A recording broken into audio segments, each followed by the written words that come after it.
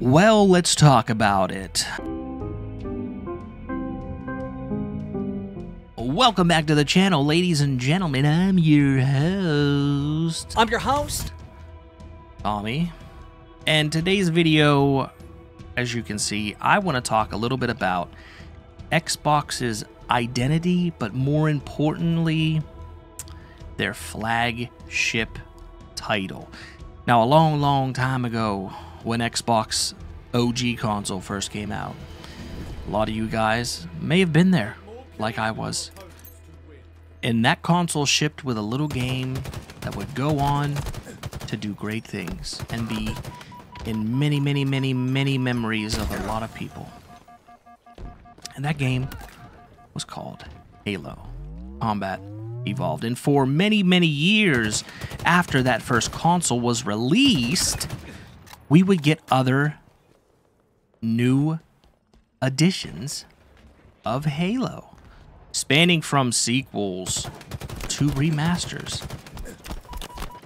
But something along the way happened right around Halo 5 Guardians, where this shift in, I think, creativity happened.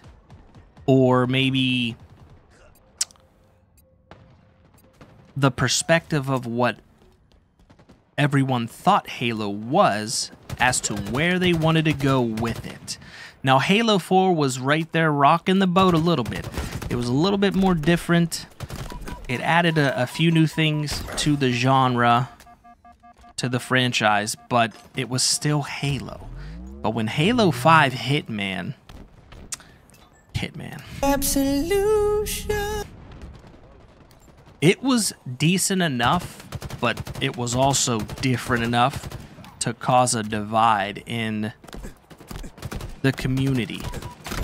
Now, if we skip ahead from Halo 5 and we jump to a game called Halo Infinite, a lot of people look at that game as a massive letdown on Microsoft and 343's end.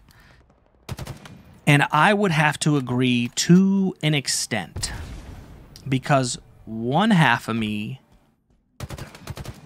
I'm conflicted to where it's not enough Halo for me, but on the other side of me, I love what they were doing with it.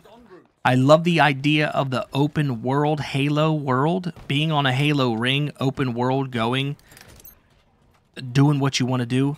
I love that idea. The story for Halo Infinite. They ask you how you are, you just have to say that you're fine when you're not really fine, but you just can't get into it because they would never understand.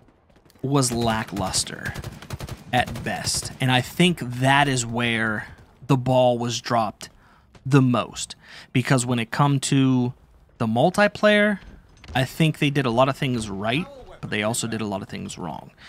The right things, not including free-to-play, even though that's a really good positive thing, one of the biggest positive things that they did in Halo Infinite was they took out the rec pack system.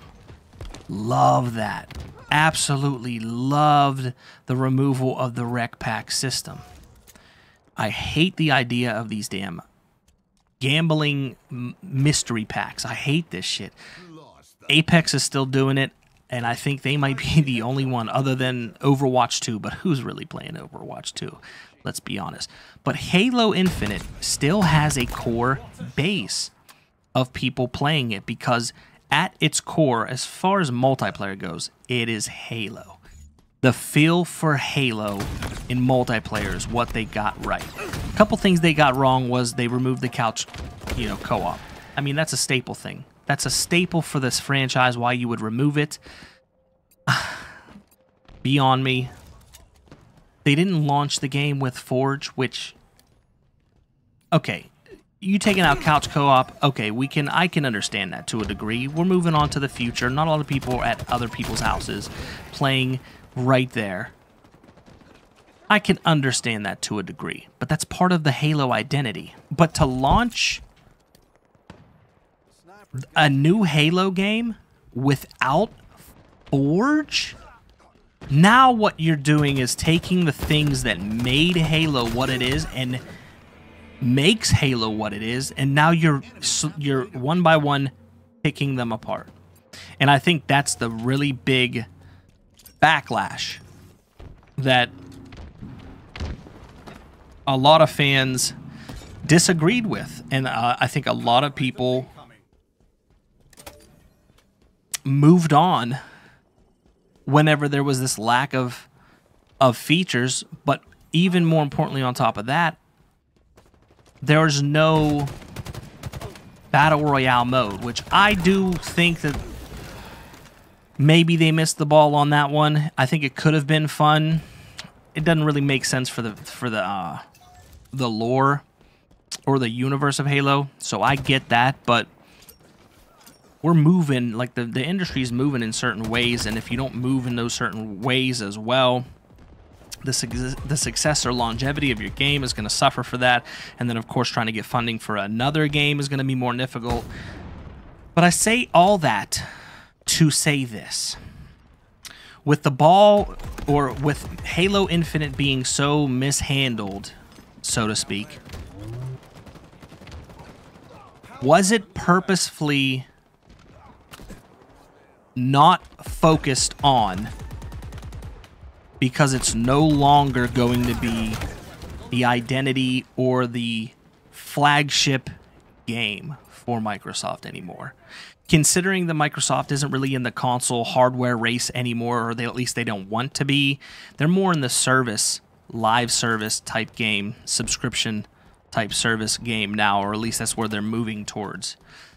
So with that, what I have seen just from, you know, a consumer looking in, the focus from Halo and that gritty, like, you know, realistic-esque feel of games like Gears or Halo, it's being shifted to a game called Starfield. That's all I've heard about for the past year and a half, maybe longer, is Starfield and how Starfield's going to be great. And even with, you know, the after release of Halo Infinite, I don't see a lot of support going towards it.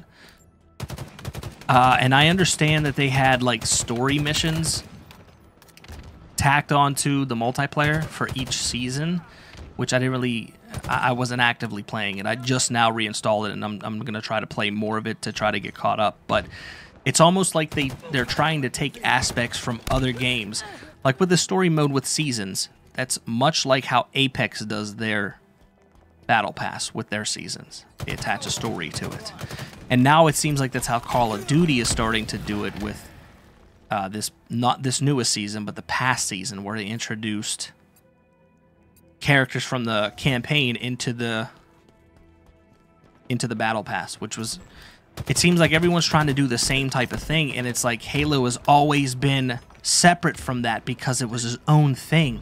And now what I'm seeing is it's becoming everything else. It's losing its individuality, its identity, I feel, because it's trying to capitalize on that. And I think, like I said, just from the consumer looking in, there has been so much more focus on Starfield than any other game that I've seen. Even the Gears franchise has fell back so far that it's not even, like, when people think Xbox or they think old Xbox, nostalgia Xbox, they think of Gears, they think of Halo, they think of these kind of games. New generation, the new Xbox, the only thing I can think of is Game Pass, which is a service. It's not even a video game. But the closest thing to that, if I'm thinking of a video game, is Starfield. And I think that they're really trying, it's almost like a change of guard, like the old guard is being, you know, cycled out for this new guard. And if the new guard is going to be games like Redfall that are buggy, that are just not really that well done, I'm not for it. Now, if Starfield comes out and it blows everyone's minds, you know, maybe Xbox will still be in the game as far as making great AAA games. But the one thing I don't like seeing is how Halo is being mismanaged or mistreated. I don't like to see, you know, Gears not being a focus either. Even Fable, we only got like an in-engine game trailer, I guess you can call it. But it's like, how long are we going to wait for these games to be made? We got some news with Killer Instinct just recently, but, you know, that's my whole thing, is that I'm posing the question, is Halo no longer the flagship game for Microsoft in place of Starfield? And I think that might be where the focus is really going to start being put. It's going to be put on Starfield and maybe sequels to that or iterations to that. But, you know, it is what it is. Let me know what you guys think down below. That's pretty much all I have for you today. So do all the things down there. Like, comment, share, subscribe. Let me know if you liked the video. And as always, it's been your boy, it's been real, and I am out. Later.